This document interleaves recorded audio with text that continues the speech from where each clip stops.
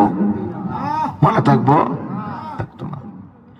আল্লাহ নবী বলেন, দৈনন্দিন 5 বার গোসল দিলে যেমন ময়লা থাকে না, আমি বিশ্ব নবী জানিয়ে দিলাম, যদি দৈনন্দিন আল্লাহর বান্দা 5 ওয়াক্তের নামাজ আদায় করে, ওই নামাজের বরকতে মহান আল্লাহ তার জিন্দেগির গুনাহ খাতা ওই গোসলের পানির মতো মাফ করে দিবে। যেরকম সুবহানাল্লাহ। এজন্য বলেন, নামাজ পড়ার প্রয়োজন আছে না নাই? আরো যেরকম দরকার আছে না নাই?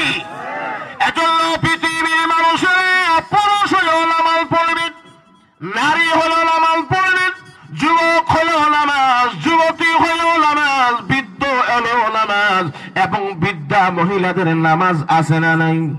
আরো যেরকম আছে না নাই? বলেন, বিএনপির নামাজ আছে না নাই? আওয়ামী লীগের, জামাতের, জমিয়তের, খেলাফতের, মারিফতের, আরো জোরে কোন আছে না নাই? তাহলে নামাজ নাই কার? বলেন, বলেন তো দেখি। যার ভিতরে ঈমান আছে অবশ্যই নামাজ পড়তে হবে। মুমিনের ঈমানের পরে নামাজ ছাড়া রক্ষা নাই। যেরকম ঠিক কিনা? নামাজ পড়তে হবে। নামাজ পড়লে গুনাহ মাফ হয়নি? জোরে বলেন। নামাজ পড়লে গুনাহ মাফ হয় না? মাফ হয়। আপনারা নাম শুনছেন খলিফাতুল মুসলিমিন ওমরের নাম শুনছেন? দেখছেন নি কেউ? বলেন তো দেখি, রাগ বেশি আসেন না কম? খুব বেশি, ঠিক না? খুব গরম, মারাত্মক গরম।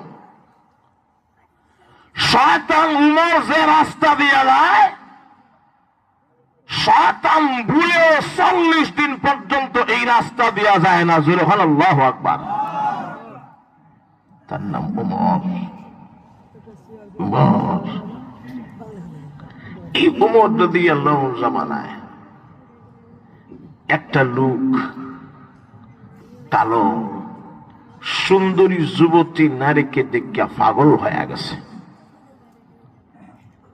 ও তোমাকে পাইলে বাসি, না পাইলে মরি, আই লাভ ইউ, আমি তোমার ভালোবাসি।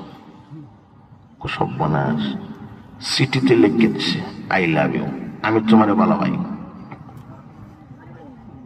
তোমারে পাইলে বাসি।